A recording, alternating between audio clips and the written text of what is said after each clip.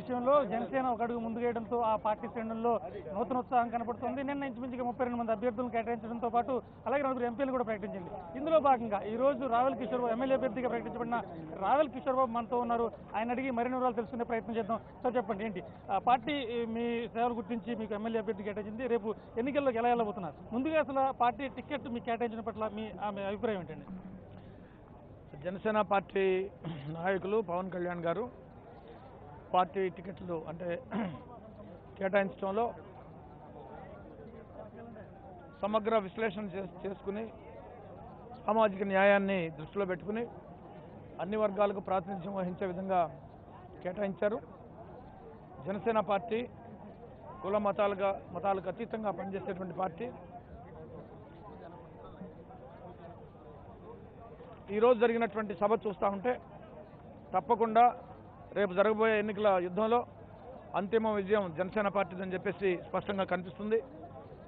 ప్రజల స్పందన కానీ ప్రజల్లో ఉన్నటువంటి ఆ ఉత్సాహాన్ని చూస్తూ ఉంటే 5 కోట్ల మంది ఆంధ్రప్రదేశ్ రాష్ట్ర ప్రజలు అంటే గత సుదీర్ఘకాలంగా రాజకీయాల్లో ఉన్నారు. సీట్ల కేటాయింపు విషయంలో కానీ వీటిలో వడపోత విషయంలో కానీ ఈ స్థాయిలో ఎప్పుడైనా ఎవరైనా చేశారా? మీకు కేటాయించిన పట్ల కావచ్చు, అసలు సీట్ల కేటాయింపు విధానం మీకు ఎలా అనిపించిందంటారు? సీట్లు కేటాయించే విధానం చాలా పారదర్శకంగా జరిగింది. ఒక కొత్త పద్ధతిలో జరిగింది. అభ్యర్థుల నుంచి దరఖాస్తులు స్వీకరించడం, వాటిని విచారించడం, వడపోయటం, పరిశీలించడం, ఇదంతా కూడా కొత్త విధానం. ఆ విధంగా అభ్యర్థుల ఏదైతే అభ్యర్థనలు ఉన్నాయో, అప్లికేషన్స్ ఉన్నాయో వాటిని స్క్రీన్ చేసి అభ్యర్థుల్ని వడపోసి సీట్లు కేటాయించడం అనేది బహుశా ఆంధ్రప్రదేశ్ రాష్ట్ర చరిత్రలోనే మొట్టమొదటిసారి. ఇది చాలా పారదర్శకంగా జరిగింది, ప్రజాస్వామ్యబద్ధంగా జరిగింది, సామాజిక న్యాయం పరంగా జరిగింది, చాలా సిస్టమేటిక్గా జరిగింది, ఒక క్రమ పద్ధతిలో కూడా జరిగింది. సహజంగా సీట్ల కేటాయింపులో ఉదాహరణకి తెలుగుదేశం పార్టీ ఉంది, వైఎస్ఆర్సీపీ పార్టీ ఉంది. వైఎస్ఆర్సీపీ సీట్లు కేటాయించడం అనేది అది వేలంపాట.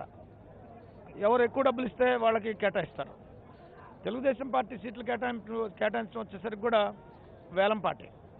అంటే డబ్బుకి ప్రాధాన్యత ఇస్తే ఎక్కువ డబ్బులు ఎవరు ఖర్చు పెట్టుకుంటారు, ఎక్కువ డబ్బులు ఖర్చు పెట్టుకుని ఎవరు ఓట్లు కొంటారు, ఎక్కువ మద్యాన్ని ఎవరు సరఫరా చేస్తారు.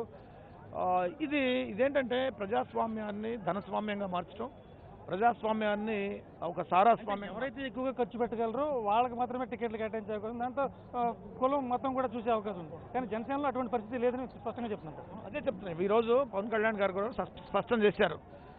ఓట్లను డబ్బుతో కొనుక్కునేటువంటి వ్యవస్థ పోవాలి. ఓట్లను డబ్బుతోటి కొనుక్కుని అవినీతి చేసినటువంటి సొమ్ముని ఎలక్షన్లో ఖర్చు పెట్టి మరింత డబ్బుని, మరింత దోపిడీని, మరింత అవినీతిని చేసేటువంటి విధానం పోవాలి అనేది ఈరోజు స్పష్టంగా ఒక తీర్మానం కూడా పవన్ కళ్యాణ్ గారు చేశారు. సీట్లు కేటాయించే విషయంలో మా పార్టీలో ఇలాంటి ప్రస్తావనలు ఏమి లేవు. డబ్బు కానీ, ఈ కులాలు కానీ, మతాలు కానీ, ఒత్తిళ్లు కానీ, రికమెండేషన్స్ కానీ ఇవేమీ లేదు. పారదర్శకంగా సామాజిక న్యాయాన్ని దృష్టిలో పెట్టుకుని కేటాయించినటువంటి. జనసేన ఒక నూతన నినాదంతో ప్రజల్లోకి వెళ్ళబోతుంది. గతంలో మీరు ఎన్నికలు ఫేస్ చేశారు. ఆ ఎన్నికలకి ఈ ఎన్నికలకి తేడా ఏం కనిపిస్తుంటారు? ఈరోజు ఎన్నికల విధానం చూస్తుంటే ఆంధ్రప్రదేశ్లో ప్రజలందరూ కూడా మార్పును కోరుకుంటున్నారు. ఈ అవినీతి దుర్మార్గపు దౌర్జన్యపు తెలుగుదేశం వైసీపీలకి ఆ పార్టీల పట్ల విసిగెత్తిపోయారు. జనం విసిగి వేసారిపోయారు. 2 పార్టీలు కూడా అవినీతిలో భాగస్వాములే, 2 పార్టీలు కూడా దోపిడీలో భాగస్వాములే, 2 పార్టీలు కూడా ప్రజల్ని వంచే పార్టీలే, 2 పార్టీలు కూడా వాళ్ళకున్నటువంటి సొంత మీడియాతోటి అబద్ధాలు ప్రచారం చేసే పార్టీలు. ఈ 2 పార్టీలు కూడా ప్రజల్ని అణచివేసి ప్రజా సంపదను దోచుకుని అధికారంతో జులుం చేస్తూ అధికారాన్ని అడ్డం పెట్టుకుని సంపదను దోచుకునేటువంటి ఈ యొక్క దోపిడీ పార్టీలు. ఈ పార్టీలతో ప్రజలు విసుకెత్తిపోయి ఈ కుటుంబ పాలన కాదు, అవినీతి పాలన కాదు, ఈ దుర్మార్గ దౌర్జన్యాన్ని ఇంకెంతకాలం సహిస్తాం.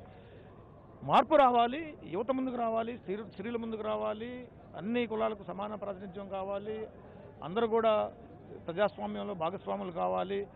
అది కేవలం పవన్ కళ్యాణ్ గారితో మాత్రమే సాధ్యమనేది ఇవాళ ప్రజలందరూ కోరుకుంటున్నటువంటి విషయం. ఈ ఇష్యూ కానీ మీ నాయకుడి యొక్క సందేశం కానీ ఈ రెండు ఖచ్చితంగా మిమ్మల్ని రాబోయే ఎన్నికల్లో మిమ్మల్ని విజయకేతనం ఎగరవేస్తుందా? అమరావతిలో మీ జెండా ఎగురుతుందనుకుంటున్నారు? తప్పకుండా అసెంబ్లీ మీద అమరావతిలో జనసేన పార్టీ జెండా ఎగిరేది ఖాయం. పవన్ కళ్యాణ్ గారు ముఖ్యమంత్రిగా ప్రమాణం చేసేది ఖాయం. జనసేన ప్రభుత్వం వచ్చేది. ఎమ్మెల్యే అభ్యర్థి రావెల కిషోర్ బాబు చెప్తున్న అంతరంగం ఖచ్చితంగా అమరావతిలో తమ జెండా ఎగురుతుందని చెప్పి చాలా స్పష్టంగా చెప్తున్నారు. తమ విధానాలే మమ్మల్ని ముందుకు నడిపిస్తాయని చెప్పి ఆయన చాలా స్పష్టంగా చెప్తారు. కెమెరామెన్ సాయి కృష్ణతో Rajesh, 99 TV, Rajamahendravaram. Please subscribe New Waves.